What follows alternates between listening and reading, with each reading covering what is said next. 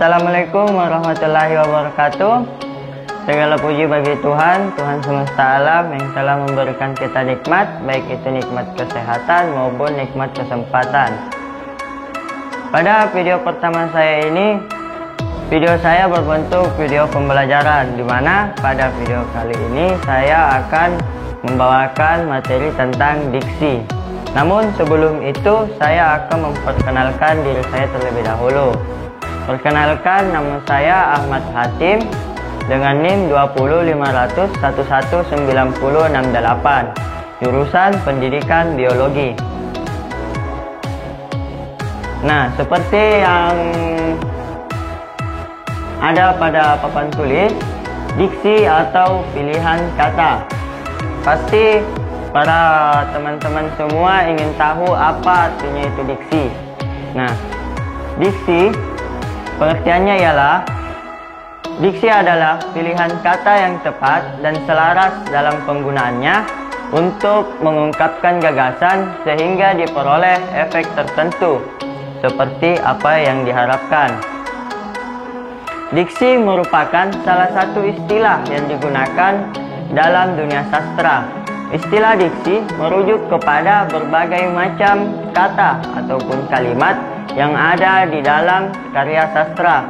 Penggunaan diksi biasanya dilakukan untuk membuat karya sastra menjadi lebih menarik, lebih mudah dipahami, dan juga lebih sesuai dengan apa yang ingin digambarkan oleh si pengarang karya sastra.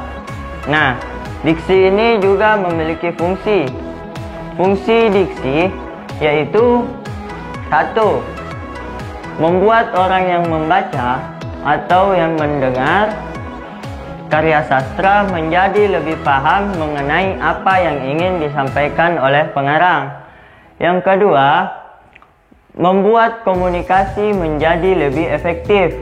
Kemudian, yang ketiga, melambangkan ekspresi yang ada dalam gagasan secara verbal, baik itu secara tulisan maupun secara lisan. Kemudian yang keempat, membentuk ekspresi ataupun gagasan yang tepat sehingga dapat menyenangkan pendengar ataupun pembacanya. Nah, diksi ini juga memiliki beberapa macam. Nah, seperti yang ada di papan tulis. Yang pertama, konotasi. Yang kedua, denotasi.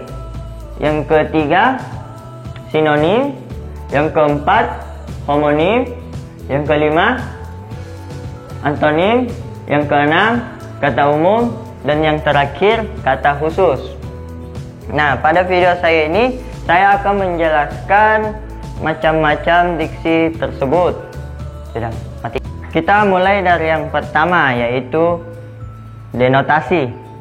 Makna denotasi adalah makna harfiah yang sebenarnya dari suatu kata.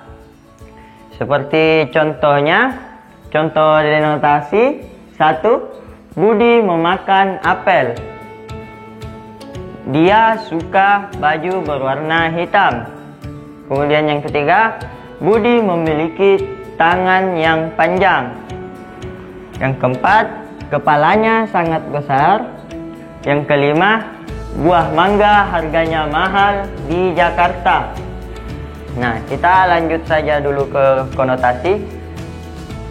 Untuk lebih rincinya, nanti pas perbandingan antara konotasi dan denotasi yang tadi.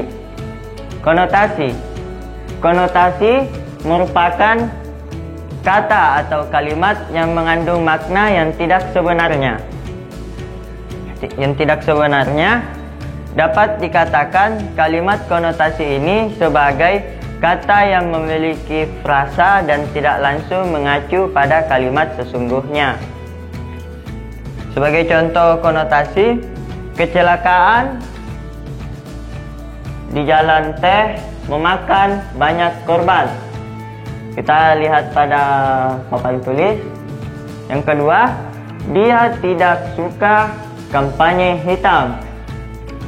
Yang ketiga, temannya ternyata seseorang yang panjang tangan.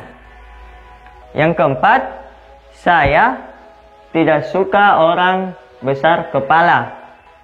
Kemudian yang kelima, kalau ke Jakarta jangan lupa bawa buah tangan. Nah, di sini ada kata-kata yang digarisbawahi. Kata-kata yang digarisbawahi seperti yang pertama, kecelakaan di jalan teh memakan banyak korban. Nah, di sini memakan itu sebenarnya maksudnya yaitu mengakibatkan. Berbeda dengan denotasi yang tadi, Budi memakan apel. Nah, di situ dia makna yang sebetul-betulnya berbeda dengan konotasi tulisan yang seharusnya tidak sebetulnya. Seperti kita lanjut ke contoh nomor 2. Dia tidak suka kampanye hitam. Nah, di sini kampanye hitam yaitu maksudnya kampanye kotor. Kemudian contoh nomor 3, temannya ternyata seseorang yang panjang tangan. Seseorang yang panjang tangan itu maksudnya yaitu orang yang suka mengambil barang orang lain. Nah, yang keempat, saya tidak suka orang yang kepala besar. Kepala besar ini dalam artian sombong. Kemudian contoh yang terakhir, kalau ke Jakarta jangan lupa bawa buah tangan, atau artinya oleh-oleh. Nah, lanjut ke materi selanjutnya yaitu sinonim. Sinonim adalah suatu kata yang memiliki bentuk yang berbeda namun memiliki arti atau pengertian yang sama atau mirip. Atau bisa dikatakan secara singkat sinonim ini atau persamaan kata. Nah, sinonim ini sudah banyak kita dapatkan dari SD hingga tua. Atau mungkin selama pembelajaran kita pasti dapat yang namanya ini sinonim. Nah, contoh sinonim: binatang dengan fauna, tanaman dengan flora, bohong dengan dusta, haus dengan dahaga, pakaian dengan baju. Ya, itulah contoh sinonim yang saya berikan. Kemudian lanjut lagi dengan homonim. Homonim adalah kata yang sama lafal dan ejaannya, tetapi berbeda maknanya karena berasal dari sumber yang berlainan. Sebagai contohnya, contoh homonim yaitu bulan, nama kalender atau satelit. Kemudian genting. Genting yaitu gawat atau atap rumah. Kemudian rapat yaitu pertemuan atau tidak renggang. Kemudian lanjut lagi ke antonim. Antonim adalah suatu kata yang berlawanan dengan kata yang lain. Nah, antonim ini hampir sama persis dengan sinonim. Pasti dari dulu kita selalu mendapatkan materi tentang sinonim dan antonim. Nah, sebagai contoh antonim yaitu kaya dengan miskin, rajin dengan malas, surga dan neraka, atas dan bawah, mahal dan murah, rajin dan malas. Nah, itulah contoh dari antonim.